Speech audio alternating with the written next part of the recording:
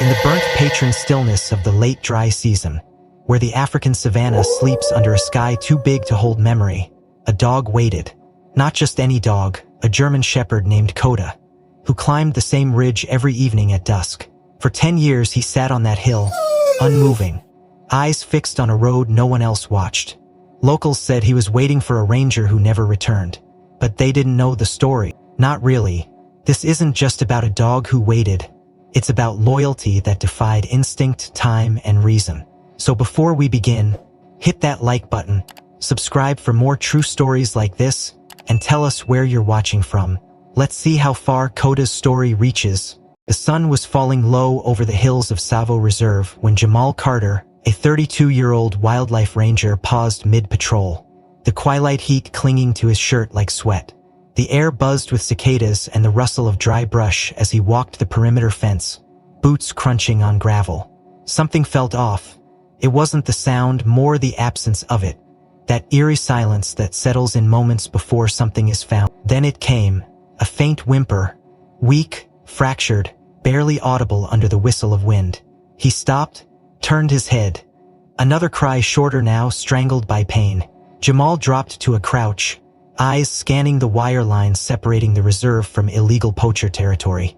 That's when he saw the glint wire, tight and rusted, twisted cruelly around a patch of scrub. He moved carefully, voice low, easy. As he got closer, his stomach turned. In the dim light, a small bundle of fur lay tangled in brush and steel. A German shepherd pup no more than 12 weeks old, its left hind leg grotesquely constricted in a steel snare. Blood matted the fur and the pup trembled in shock, eyes wide with feral fear. "Damn," Jamal whispered, heart racing, not from fear but the rush of compassion and fury. Poachers had left snares even this close. He shed his outer jacket, moved slowly toward the pup, murmuring like he would to it. The pup growled, lips lifting slightly over baby fangs. But it didn't move. It couldn't. Jamal could see the infection already setting in the swelling, the discoloration, the way the leg twitched out of sync. "You hold on, little soldier," he said gently as he cut through the wire with his folding blade. The pup shrieked once but fell silent again, limp in his arms as he wrapped it in the jacket. That night, Jamal didn't leave it with the reserve vet. He stayed. He cleaned the wound himself, sat on the cold concrete beside the clinic table while the vet administered antibiotics and carefully stitched muscle back into shape. The pup was unconscious most of the time, but when it awoke midnight, the fear flared again. It bared teeth, snarled. Jamal didn't flinch. He reached his hand out slowly. Then the pup bit, a sharp snap of jaws into the flesh of Jamal's wrist, not deep but committed. Jamal hissed softly in pain but didn't pull back. "You're allowed," he whispered. "You scared," the arm bleeding, letting the pup gnaw a few seconds longer before exhaustion overtook it. It whimpered once, loosened its jaw, and collapsed again. Jamal pressed gauze to the bite. Then he waited. The following morning, the sun rose through the cracked blinds, casting long amber lines across the clinic floor. The pup stirred. This time, when it opened its eyes and saw Jamal still there, still unmoving, something shifted. It didn't growl. Instead, it let out a low, guttural sigh, crawled clumsily on 3 legs across the table until it reached Jamal's boot, then lay against it, breathing hard. "You got a name?" Jamal asked quietly, reaching down. The pup didn't answer, of course, but when Jamal touched its head, it didn't pull away. "For Poached thinks." "Didn't seem right." "Coda," he said, "means friend in Dakota, I guess." Coda blinked once. Jamal stayed another night in that clinic, curled on a bench, while Coda slept on a folded blanket by the heater. From that moment, the bond was sealed not with tricks or training, but with silence, blood, and the language of shared survival. In the weeks that followed, Jamal took responsibility for Coda's recovery. He fashioned a splint from bamboo and medical wrap, carried the pup on his back during patrols, and fed it goat's milk mixed with rehydration. He talked to Coda constantly about poachers, about his late father, about jazz music, about silence, about how not every man was built to leave. Coda listened. His ears twitched when Jamal spoke, and sometimes, just sometimes, he tilted his head as if he understood. The vet warned Jamal he might not make it, the infection's deep, but Jamal shook his head. Nah, he will, he's already chosen to stay. On the 15th night, Kota stood on his own for the first time. Unsteady, wobbly, but proud. That same night, Jamal caught him staring out the window, as if taking stock of the world that had once tried to end him. And as Jamal stood behind him, watching the little silhouette press against the glass, he realized something else. He wasn't just saving a dog. He was saving himself. The days after Kota's recovery turned into weeks, and the bond between man and dog deepened, like roots crawling beneath dry soil, silent but unbreakable. By the third month, Kota had outgrown the makeshift splint, his gait steadier with each passing sunrise, his frame filling out with muscle and will. He wasn't just healing, he was transforming. And Jamal, ever the silent type, began speaking more, not to other rangers, not to tourists, but to Kota. He told him stories of Detroit winters and cracked pavement, of his mother's humming in the kitchen, and the way his father once stared into the sky for hours after coming home from war. He didn't say much either, Jamal had muttered one night, sitting on a log while Kota lay beside him. Guess we both come from men who spoke better in silence. That night, Jamal began the first of what would become their secret language. It started with a simple triple whistle, short, sharp, distinct. 1, 2, 3, like Morse code but without the dots. Kota, lying in tall grass, perked up. Jamal whistled again. Kota stood, tilted his head. A third time, this time paired with a new phrase. Slow and soft, easy soldier. The words hung in the air like a memory being born. Kota took a cautious step forward, eyes locked on Jamal, then sat, ears forward. Jamal smiled. That's right. You're not just any mutt, you're my soldier, from that like the military K9 routines Jamal had studied in textbooks. This was slower, more intuitive, more rooted in patience than pressure. He made Kota track his scent in the underbrush, hide small pouches in the dirt with clove oil and tobacco, bury empty bullet shells for the dog to locate. Each success was met with the phrase, easy soldier. Each failure wasn't punished, just paused, retried. And each time that triple whistle rang, Kota came. No hesitation. The other rangers noticed. What the hell you teaching that dog? One of them joked during lunch. Jamal just shrugged. I'm not teaching him, we're figuring it out together. As the rains returned, the reserve took on a new scent. Rich soil, rotting wood, life returning. With it came new tasks. Anti-poaching patrols near the southern border grew more frequent, especially after intel surfaced that smugglers had started moving contraband through the narrow canyons past Sector D. On a foggy morning in early August, Jamal took Kota on his first long-range patrol beyond the inner perimeter. Kota had grown fast now, nearly full-grown, dark mahogany coat gleaming under the light, his gait proud, his senses honed. They walked for hours, Jamal teaching him to pick out gunpowder residue, to distinguish between the scent of mule deer and livestock, to stay still when the wind shifted. Your nose is better than any GPS, Jamal whispered, as Kota locked onto the scent of an old trail laced with vehicle oil. But it was what happened on that ridge near the border that changed everything. They were moving through a dry ravine, Kota a few paces ahead, nose to the ground, when Jamal paused to adjust his boot. The heat was intense, the silence thick. Then, out of nowhere, a sharp hiss slithered through the air. Jamal didn't see it, he felt it. The warning came not from instinct, but from Kota. A guttural snarl erupted, followed by a violent leap that knocked Jamal sideways. He hit the ground hard, shoulder slamming into loose gravel as Kota landed in front of him, growling low. That's when he saw it. Coiled not 3 feet away, a puff adder, its scaled body tense. Head raised, fangs bared. Jamal's pulse spiked. One wrong step earlier and he wouldn't have made it back. Kota didn't lunge. He didn't need to. His growl alone froze the snake. Jamal, heart thudding in his throat, slowly pulled Kota back by the collar, whispering, "Easy, soldier." The snake, disturbed, slithered off into shadow. Jamal sat there for a moment, breath shallow, staring at the spot where he could have died. Then he looked at Kota. "You saved me," he whispered, voice rough. Kota just panted, tongue out, eyes calm. That night, back at camp, Jamal sat outside the tent, a bottle of water in one hand, the other resting on Kota's back. He didn't say much. He didn't need to. Words had become secondary.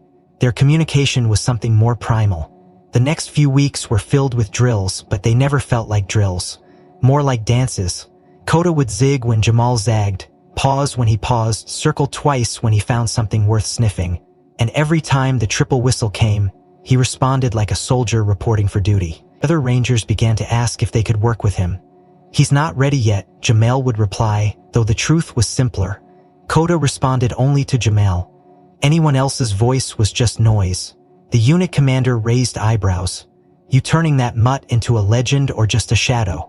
"He's already both," Jamal answered. It was true. Kota had stopped being just a dog. He had become a part of Jamal's rhythm, a mirror, a sentinel that saw what no one else did. Not just in the terrain, but in Jamal himself. And in the quiet hours when the moon hung low over the thorn trees, Jamal would sometimes lie beside Kota under the stars and whisper stories about fear. About how he almost didn't take the ranger job. About the day his father came home from war and didn't say a word for 3 days. About how Kota's bite scar still itched sometimes. And how it reminded him that love wasn't always soft. And Kota, in his own way, listened, ears twitching, body still. The way soldiers stay quiet when the truth is too big for language. In those moments, the night didn't feel as heavy. The past didn't feel as close. And the future hadn't yet betrayed them. The days after the near snakebite encounter brought Jamal and Kota closer than ever, as if their silent contract had been signed not with ink, but instinct. Patrols grew longer, training more complex, but the trust between man and dog never faltered.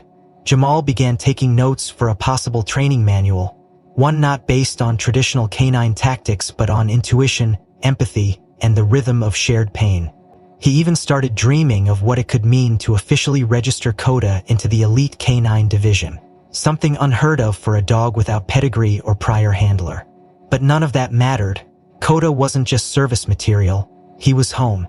That's why when the letter arrived, printed in clinical black font on crisp white paper, Jamal didn't read past the first line before the knot formed in his stomach. "Officer Jamal Carter, you are hereby reassigned to Etosha National Reserve, Namibia, effective immediately." The second line struck harder. Assignment duration indefinite. Companion animals not permitted under current protocol. It wasn't a request. It wasn't even a conversation. It was a command issued by men behind desks hundreds of miles away. Men who had never walked 6 hours through heat with sand in their boots or slept on forest floors with only the breath of a dog to keep them grounded. Jamal read the letter again and again, but it never changed. The deadline was 4 days. He sat in silence for most of that night, the paper folded tightly in his hands. Kota lay nearby, head on his paws, occasionally glancing over as if sensing the shift in the atmosphere. "They're sending me away," Jamal finally whispered. Kota didn't move. Jamal leaned forward, rubbed a hand over his face, and they said, "You can't come." That's when Kota rose, walked to him, and pressed his head against Jamal's knee. The rest of the night was spent in stillness. No training, no commands, just a silence. On the second day, Jamal tried to argue. He wrote letters, made calls, pleaded with his supervisor, even offered to take unpaid leave to figure out a solution. But policy was policy. "Carter, I know it's tough," the voice on the other end of the phone had said, "but that dog will be fine. We'll assign him a new handler, he's just an animal." Jamal didn't reply. He ended the call without a word. By the third day, the packing began. Not that he had much: uniforms, notebooks, a worn photograph of his mother tucked in a Bible, and the frayed leash he'd never really used with Kota. The dog didn't need one. He followed, always. Except this time he wouldn't. Jamal couldn't bring himself to explain what was happening, not in words. So he did the only thing he could. He kept the routine. Same wake-up time, same walk to the ridge. Same triple whistle, "Easy soldier," he said every time Kota came close, his voice lower now, like something inside him was wilting. On the final morning, the air felt different. There was no bird song, no wind, just a heavy, humid stillness. Jamal slung his duffel over his shoulder and stepped outside. Kota wasn't at the door. That, more than anything, broke him. But as he walked the narrow dirt path to the northern exit, the same one they had patrolled together hundreds of times, he saw it, Kota, standing perfectly still at the top of the rise, the hill they always stopped at to watch the sun dip below the trees. His ears were up, body steady, eyes fixed on Jamal. He didn't bark, he didn't move, he didn't whine or tilt his head. He just watched. Jamal paused. The silence between them was thicker than any farewell. He took a step forward, then another, and then stopped. "I don't know how to leave you," he said quietly, not sure if he was speaking to Coda or to the aching part of himself that already felt empty. Coda blinked once. A breeze moved through the grass, but the dog remained like a statue carved from earth and loyalty. Jamal's hands tightened on the duffel strap. He wanted to run to him, fall to his knees, tell him he'd come back, promise it wouldn't be forever, but even lies felt disrespectful now. Instead, he raised his hand. One slow wave. "Easy, soldier," he said one last time, and then he turned. He didn't look back, but he felt it. Jamal climbed in, his throat dry, his chest hollow. As the Jeep rolled forward, he glanced once in the side mirror. Coda was still there, still watching. That image seared into his memory deeper than any scar. The hill, the dog, the stillness, and that silence, that terrible, perfect silence that said everything a man and a dog could never say out loud. As the Jeep disappeared around the bend, dust swirling in its wake, Coda finally sat down, not because he was tired, but because watching was all he had left. The days after Jamal's departure folded into each other like pages from a book someone had stopped reading too early. Life at the reserve moved forward. As it always did, patrol schedules resumed. Radio calls crackled through static. Tourists arrived and left in Land Cruisers plastered with dust. But something had shifted, something small but palpable. A rhythm had been broken. A presence had weight. Coda, once the shadow that moved beside Jamal's every step, now drifted through the compound like a ghost that didn't know where to haunt. On the first morning without Jamal, he waited by the tent until mid-morning, ears twitching at every bootstep. When the sun hit its highest point and Jamal didn't return, he walked to the shade beneath the mapane tree near the fence and lay down. He didn't eat. A young ranger named Daniel tried to feed him. Crouching low, hand outstretched, holding a piece of grilled meat still warm from the canteen stove. Coda didn't snarl. He didn't retreat. He simply turned his head away. By sunset, the meat had gone cold, and Daniel walked off shaking his head. "Stubborn thing," he muttered. But the next day, the same thing happened, and the next, until someone had the idea to play old radio logs recorded during patrols. Jamal's voice, rough, quiet, always steady, came through faintly from the speaker. They played one particular clip. Jamal saying, "Easy, soldier, let's head home." "Coda, you're so fortunate." Then, slowly, he walked to the speaker. He didn't eat the food laid beside it, but he sat near the voice, watched it, listened. When the voice ended, he walked away again. That evening, he did something no one expected. He left the central compound, alone, without signal, without leash. He moved through the thorny scrub and loose dirt trails as if following a scent only he could understand. Rangers watched him disappear westward, unsure if he'd return. 2 hours later, just as the sun began bleeding across the savannah, he reappeared, covered in dust, his tongue lolling slightly from exertion, but calm. He made this journey the next day, and the next, always at dusk, always alone. One of the senior rangers followed him discreetly on the 5th evening, keeping a good distance using binoculars from the trail. What he saw left him speechless. Coda had climbed the low ridge on the western edge of the reserve, a hill no one thought significant. There, at the top, he sat, still, perfectly still, facing the road Jamal's transport had taken weeks earlier, facing the last trace of his companion. He stayed for nearly an hour, watching, waiting. Then he stood, turned, and made the slow descent back. From that night onward, the pattern became legend. Coda, the dog that waited. No one could approach him for long. Attempts to reassign him to a new handler failed before they began. He ignored commands, even from seasoned trainers. He slept beneath the same tree near Jamal's old tent, but if anyone tried to leash him, he would rise and walk away, not aggressively, just gone. There was no aggression in him, only absence. He would only eat on the days someone played back Jamal's voice, and even then, only when the words were familiar. "Easy, soldier." The phrase became a password to his heart. Tourists started asking about him. "What's that dog doing up there?" they'd ask. pointing to the silhouette on the hill as the sun dipped low. Waiting, the guides would reply, their voices hushed. He waits. Some began calling it Koda's Hill. Others called him the Lone Sentinel. A few skeptics dismissed it as conditioning, a behavior loop formed from routine. But those who saw him up close, those who looked into his eyes, knew better. There was no routine in his stillness. There was longing. There was memory. There was grief.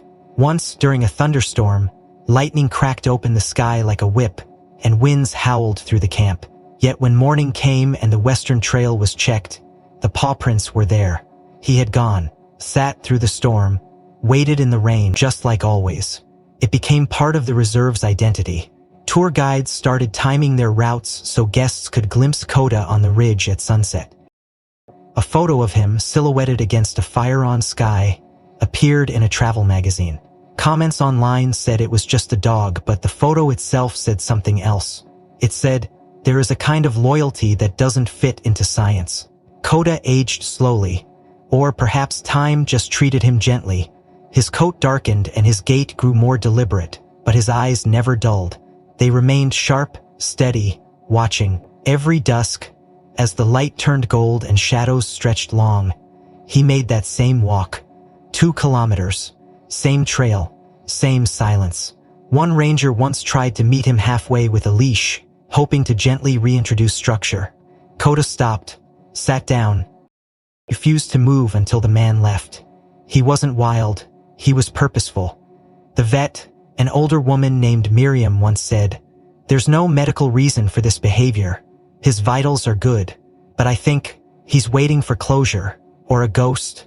And perhaps he was, because every night when the stars began to burn their slow glow above the savannah, and the wind rustled the grass like whispers through time, Koda walked alone to the ridge where he had last seen Jamal. And he waited, not because anyone told him to, not because of training or command, but because something inside him refused to forget. The weeks bled into months, and Koda's twilight pilgrimage never faltered.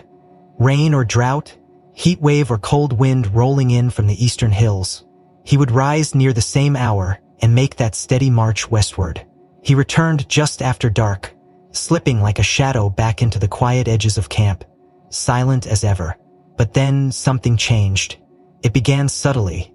A crumpled piece of cloth found near his resting place. At first, no one thought much of a windblown scrap from someone's dropped laundry, perhaps. But the second time, it was a leather strap, old and worn, the kind rangers used to carry radios back when analog systems ruled. Then came the torn glove, left-handed, dark brown, frayed at the cuff. Someone recognized it from a photo of Jamal in the reserve archive, where he stood beside Koda, gloved hand resting casually over the dog's back. The realization moved through the camp in quiet murmurs. "He's bringing them back," someone whispered. Pieces of before.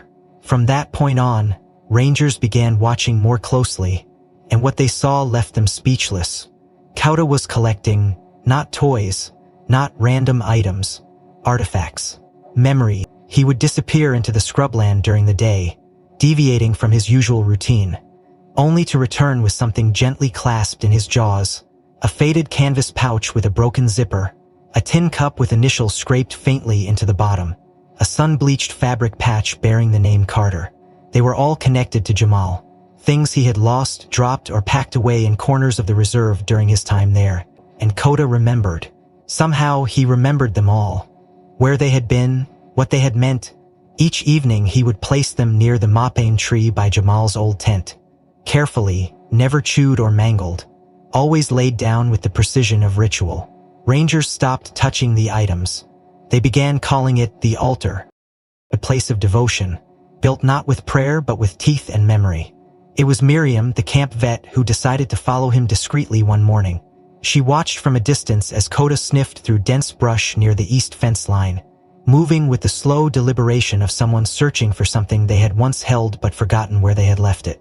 When he found a dented tin whistle beneath a pile of dry leaves, that whistle had hung from Jamal's pack. No one had seen it since a storm 3 years earlier. Koda carried it back like it was sacred. But what broke Miriam, and later everyone who heard her story, was what she found when she checked the ground beneath the tree Koda slept under each night. At first, it looked like a shallow depression, barely noticeable. But when she brushed away the top layer of soil and tufts of dead grass, her fingers touched fabric. Soft, frayed, familiar, she lifted it carefully. A square of old cotton, sun-stained, torn at the edges, but unmistakable in its design, a pattern of navy blue with small ivory stars, faded nearly to dust. Jamal's handkerchief, the one he was always seen with, the one he used to tie around his wrist during long patrols. It had been missing since the day he left, and now here it was, buried like treasure beneath the very place where Kota laid his head every night. Miriam said nothing at first. She simply placed the handkerchief back and recovered it gently. Word spread, and no one disturbed that spot again. The mopane tree became more than just Kota's resting place. It became a shrine. Visitors no longer tried to coax the dog into photo ops or games. Rangers began leaving offerings nearby: an old boot, a cracked compass, a bullet casing polished to shine. Items they remembered from Jamal's time. They weren't doing it for show. They were doing it because Kota had reminded them that memory isn't always held in the mind. Sometimes it's guarded by teeth, buried in dust, and brought back piece by something wild and loyal and wounded. One evening, during a red-hued dusk that smeared the horizon like fire, a young intern named Luis stood near the tree and watched Kota lay down beside his small collection. "He's not just remembering," Luis said quietly to no one in particular. "He's building something, a story only he knows." The older ranger beside him nodded. "Maybe he thinks if he brings it all back, Jamal will follow." There was a long silence. Neither one had the heart to say what they both feared, that no matter how many pieces Kota collected, some holes couldn't be filled. Still, the dog searched. Still, he brought back more. A patch of tarp from Jamal's old field tent. A metal lighter engraved with the letter J. A crack lens from the ranger binoculars they once shared. Each object came with its own weight, its own memory, and Kota bore them all without complaint. As the dry season deepened, the colors of the reserve changed from green to gold to gray. Dust clung to every surface, and the wind carried heat like a second. But Kota kept walking, kept searching, kept carrying the past between his teeth. And though no one said it aloud, many began to wonder whether he knew something they didn't. Whether he could sense something stirring beyond the western hills. Whether the ritual was preparing for something. The sun dipped low behind the savanna ridge, casting elongated shadows that crept slowly across the parched ground, like memories returning to claim their shape. And as he had done for nearly 2 years without fail, Kota reached the crest of the hill, settled into the dust with his front legs straight and ears upright, and stared westward toward the place where the road bent and vanished. The sky behind him lit up in swirls of crimson and gold, the kind of light that makes cameras shake in the hands of amateurs. That particular evening, a tourist named Eliza Bennett, a freelance travel blogger from Oregon, had her DSLR ready. She had been told the story during her morning safari. The silent sentinel, the morning shepherd, the dog who waited. She had scoffed at first, thinking it was a cute legend whipped up to spice up Sunset Drive. But when she saw him alone, unmoving, dignified beyond belief, her breath caught in her throat. She didn't speak. She simply filmed. A 45-second clip, no filters, no music. Just Kota against the burning African sky, ears twitching only slightly, as if waiting to hear a voice on the wind. She posted it later that night with the caption, "This dog climbs the same hill every evening at sunset. They say he's waiting for someone who never came back." Within 24 hours, the video had passed 500,000 views. Within a week, it had hit 4 million. People around the world left comments laced with crying emojis and aching wonder. Dogs don't wait that long, do they? This broke me. Who is he waiting for? Internet detectives scoured ranger blogs and found Jamal Carter's name. Someone unearthed an old photo of him and Kota from a now-defunct website run by the East Savo Wildlife Trust. The photo showed Jamal kneeling beside Kota, the same sunset ridge in the back. They looked like soldiers at ease. The story wrote itself. News outlets picked it up, first niche wildlife channels, then mainstream media. Kota was dubbed the Sunset Dog. Documentaries pitched themselves. Influencers wanted in. But the reserve had long stopped trying to explain him. He's just waiting, they would say. He always has. Yet not everyone believed the myth. A private security firm from Johannesburg, upon seeing Koda's discipline and calm under pressure in the viral footage, made an offer to the government agency overseeing wildlife resources. They argued that such a disciplined animal should be retrained for field security, perhaps even VIP protection. After much lobbying, permissions were granted, and within weeks, a clean-cut handler named Major DeVos arrived at the reserve to collect Koda. He brought a new leash, high-grade food, and a stack of forms signed by people who had never looked into Koda's eyes. They waited for him at dawn. He didn't resist when they took him. He didn't bark, didn't growl, but he didn't follow easily either. His paws dragged slightly, his gaze turning only once back toward the hill as the gate closed behind him. The facility they brought him to was state-of-the-art. Temperature and kennels, obstacle courses, clicker training and performance-based feeding. They tried praise, they tried firmness, they tried every technique documented in canine psychology. But Koda did not respond. He didn't sit, didn't heel, didn't run, didn't fetch. He didn't eat. Not on the first day, not the second. By the third, he had retreated into the far corner of the kennel, head down, eyes dull. They tried Jamal's voice over the intercom. It made him stand, ears perking slightly. But still, he didn't eat. By day 5, his ribs had begun to show. By day 6, he had collapsed. The facility vet declared acute emotional starvation, compounded by dehydration. On the 7th day, with no other recourse, they called the reserve. The message was simple. We think he's dying. He won't make it unless he comes home. That night, a small truck left the training center before dawn, carrying one German Shepherd, wrapped in a soft blanket, monitored by 2 field medics. When they reached the reserve gates, it was nearly noon. The sun was high, scorching. A few rangers waited in silence. No one needed to speak. They opened the back hatch. Koda didn't move. But when they lifted him gently and laid him beneath the mapane tree by Jamal's old tent, something shifted.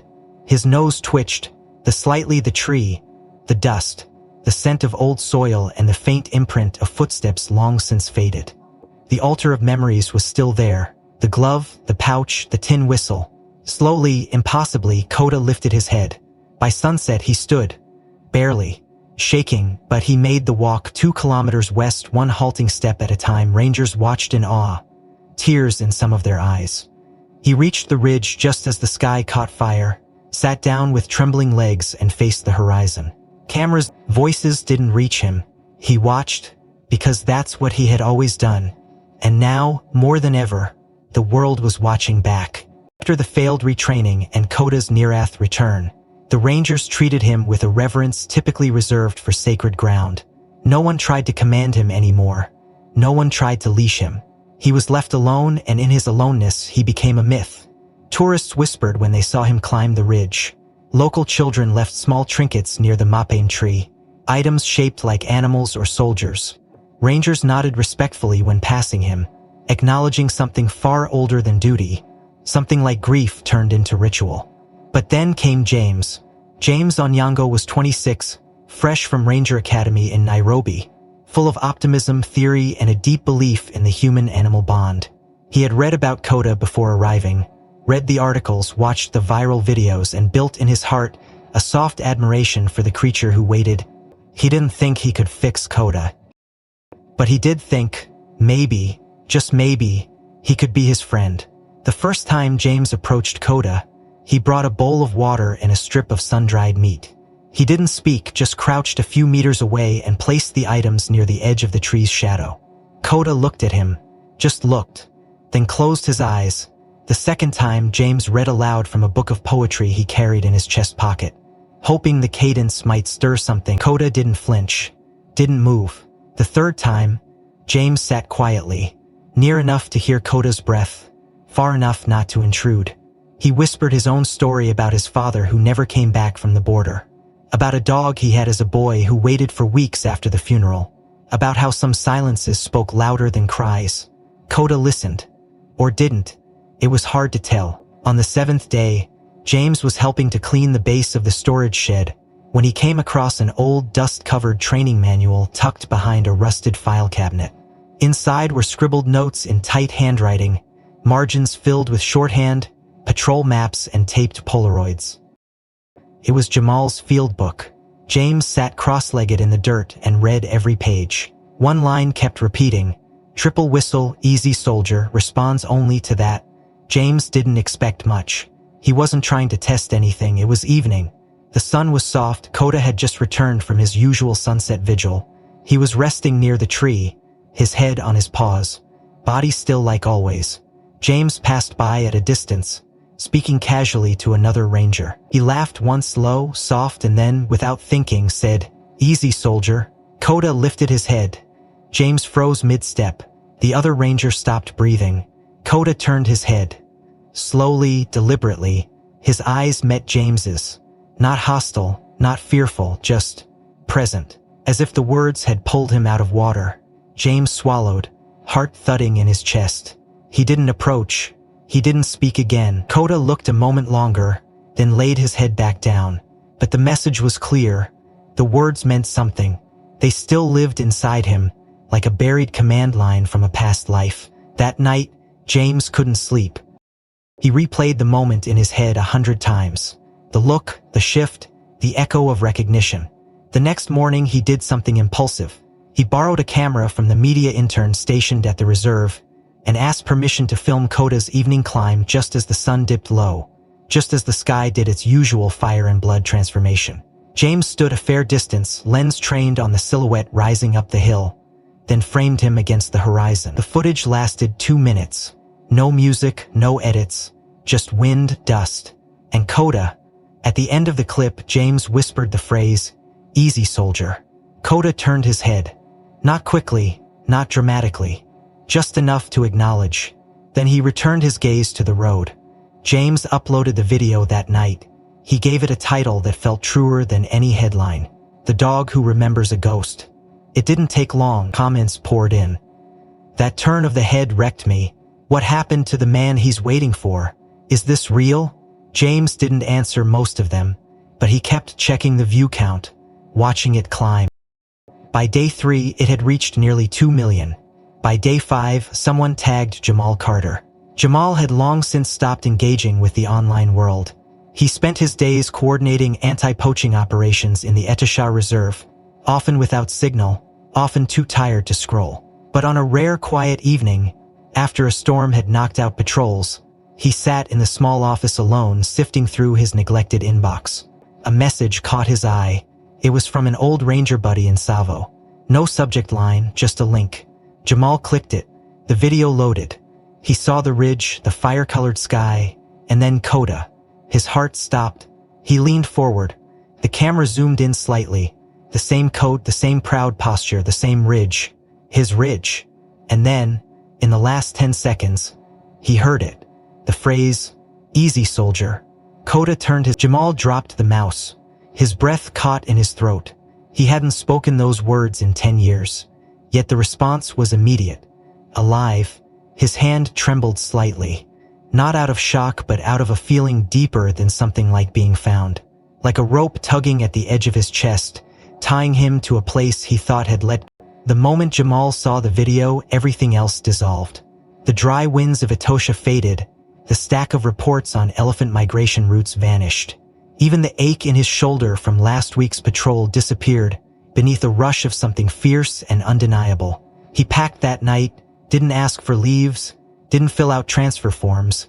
He left a note on the whiteboard in the ranger outpost, back to where it started.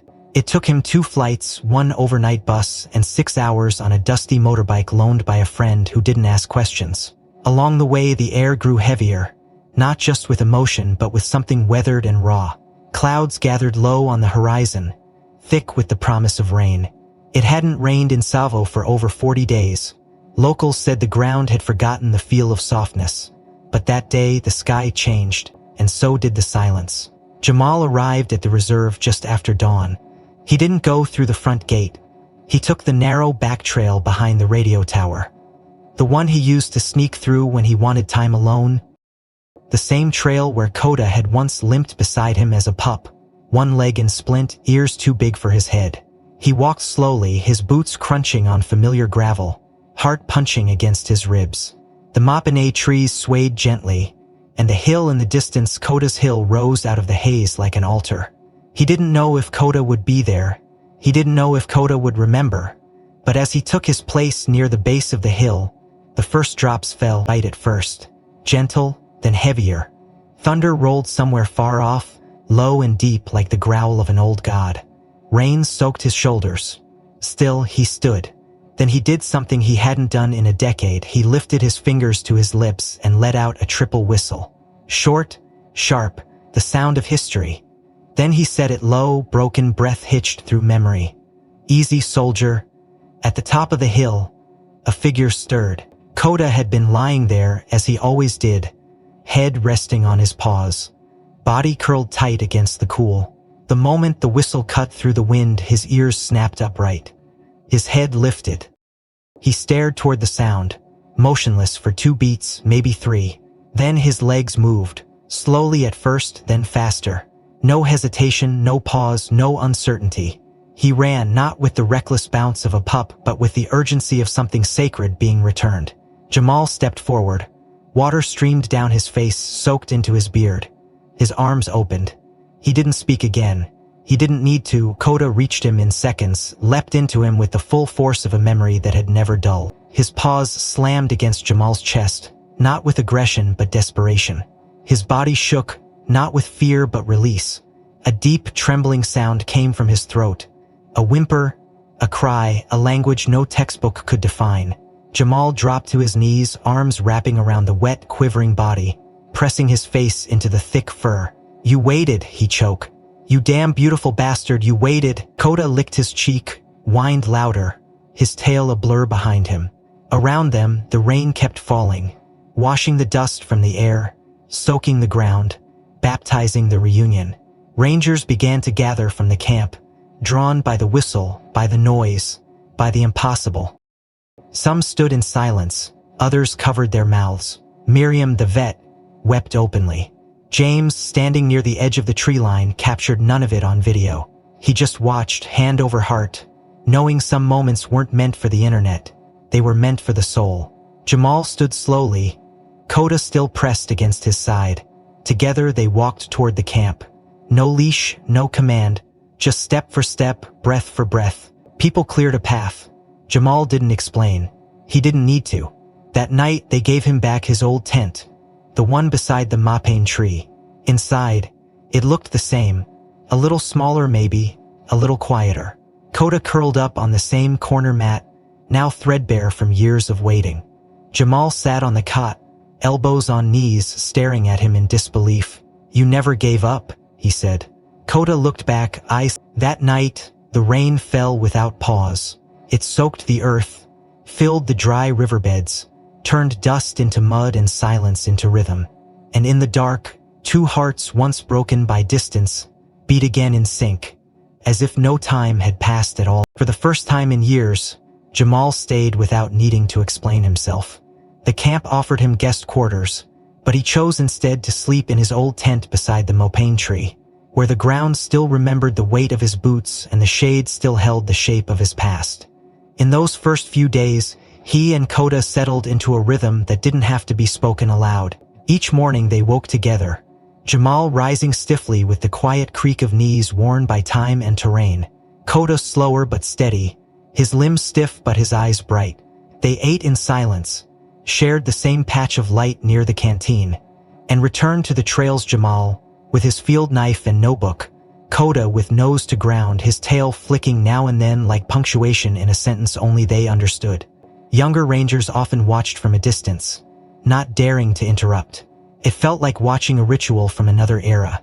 They moved through the bush without needing signals. When Jamal paused, Kota sat.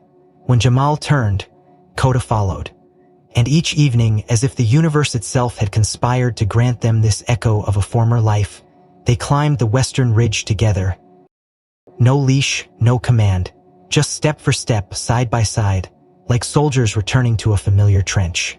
At the top, Jamal would sit on the same flat rock, now cracked deeper than he remembered, and Kota would curl beside him, his breath rhythmic, slow. They would watch the sun fall like a blessing across the horizon, the sky erupting in orange, blood red, and deep violet. Jamal didn't speak during those sunsets. He didn't have to.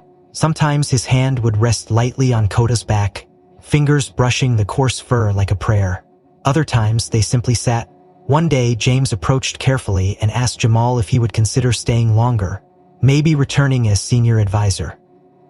Jamal smiled without looking away from the setting sun. "I'll stay as long as he does," he said. The 2 weeks passed like a dream. The days were warm, soft-edged, filled with a quiet kind of joy that doesn't need celebration to feel complete. But Jamal noticed it, the small shifts, the way Kota rose more slowly, the way his breathing deepened at night, becoming labored in the early morning hours, the way he sometimes lagged behind, just by a few paces, as if the weight of all the waiting had begun to wear him down. Jamal didn't mention it.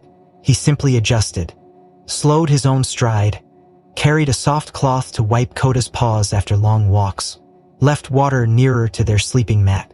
The night it happened, the air was cool, windless, the sky spangled with stars so bright they seemed to... At first, Jamal thought he was simply tired, curled in the usual position. But when he crouched beside him, he saw the difference. Kota's eyes opened, but he didn't rise. His legs twitched slightly, but they didn't push through. Jamal ran a hand over his side, then met the gaze that had never changed, steady, patient, unafraid. "You still want to go up?"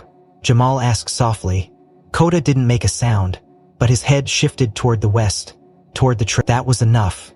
Jamal wrapped a blanket around Kota's body, lifted him gently like he had years ago when he was just a limping pup with a stitched leg and 2 big ears. The years had added weight, muscle turned to stillness, but Jamal carried him anyway, step by step. The climb took longer now. The rocks had eroded in places, the trail narrower than he remembered, but the way forward was still marked by memory. Jamal's breath grew shallow halfway up, but he didn't stop. He didn't curse the wind or the incline. He didn't speak, he just kept moving. At the summit, he laid Kota down gently on the...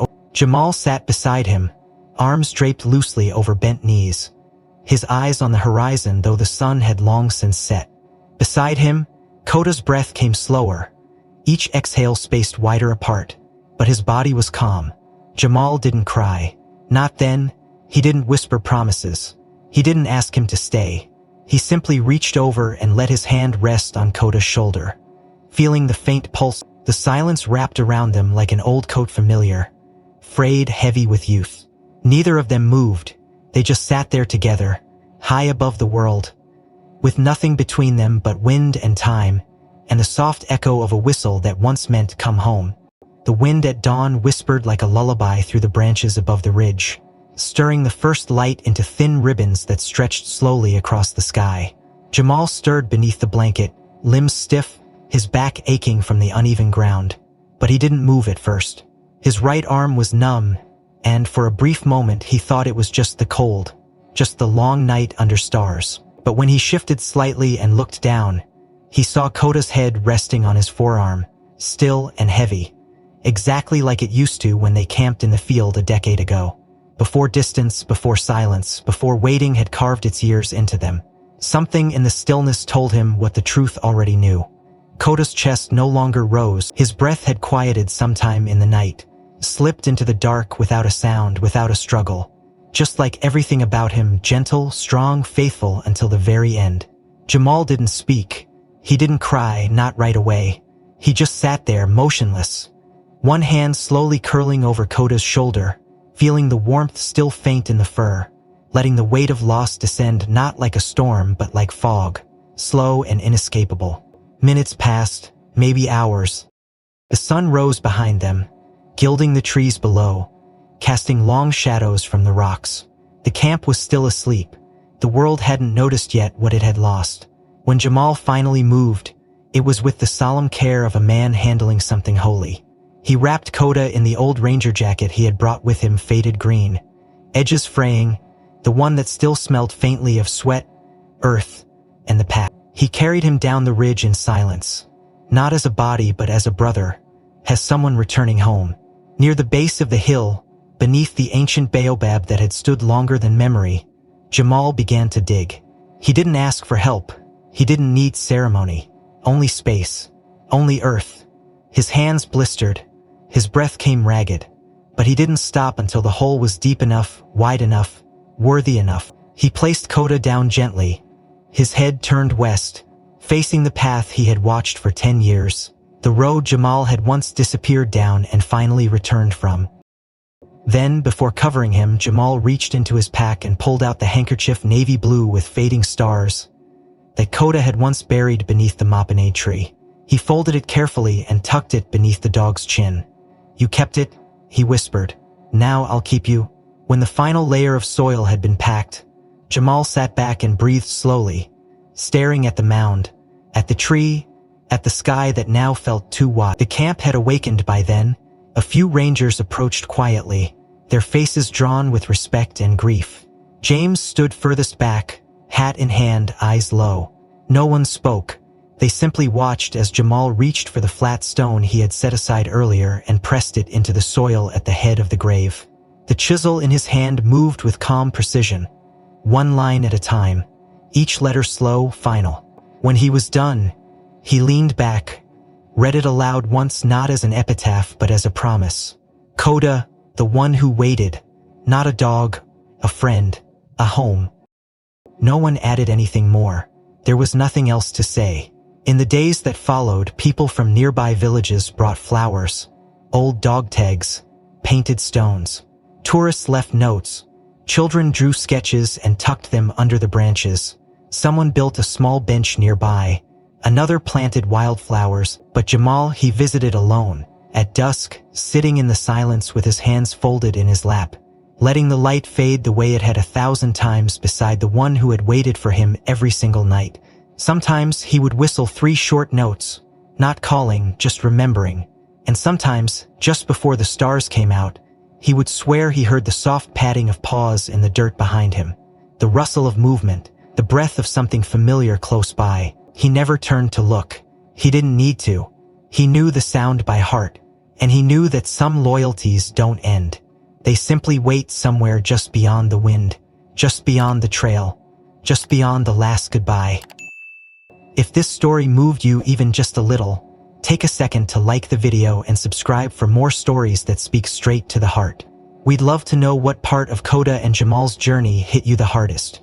Was it the long wait, the silent reunion, or something else entirely? Also, tell us where you're watching from. Drop a comment, share your thoughts, and let's see how far this story has traveled.